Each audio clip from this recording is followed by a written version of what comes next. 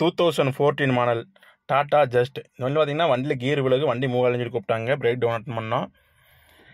Clutch கம்ப்ளைண்ட்டுங்க. Clutch flight பார்த்தீங்கன்னா சுத்தமாக தேஞ்சிருச்சுங்க. உங்களுக்கு ரிமூவ் பண்ணி காமிக்கிறேன் பாருங்கள். ஃப்ளைவீல் சில்பாயோடு இருக்குங்க. ஃப்ளைவீல் ஃபேஸ் பண்ணி போடணும். பார்த்தீங்கன்னா கிளச் பிளைட்டு கவர் அசம்பிள். நம்ம கிளச்சு கழட்டிட்டுங்க. இந்த வண்டியில் கிளச்சு கீர் விழுங்க, வண்டி மூவே ஆகலை. அந்த கம்ப்ளைண்ட்டுங்க கழட்டணும். பார்த்தீங்கன்னா கிளச்சு பிளைட்டு வந்து இந்த ரிவிட் வரைக்கும் தேஞ்சிருச்சுங்க. ஆப்போசிட் சைடு பாருங்கள், ப்ரெஷர் பிளேட் சைடு பார்த்தீங்கன்னா டோட்டலாக ஃபுல்லாகவே அவுட்டு. அப்போ என்ன ஆகுன்னா கீரெல்லாம் விழுகுங்க, வண்டி மூவ் ஆகாது. அந்த ப்ராப்ளத்தை தான் நம்ம வண்டி பிரேக் டவுன் அட்டன் பண்ணி வண்டி எடுத்து வந்தோம்.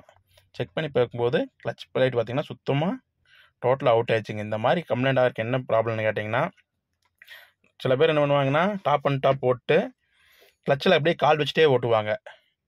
அப்படியே கால் வச்சுட்டே ஓட்டுவாங்க. ஷூ கால் செருப்பால் ஓட்டிருப்பாங்க. அப்படியே வச்சுட்டே ஓட்டுவாங்க. இல்லாட்டி இப்படி பெருவிரல் வச்சுட்டே ஓட்டுவாங்க.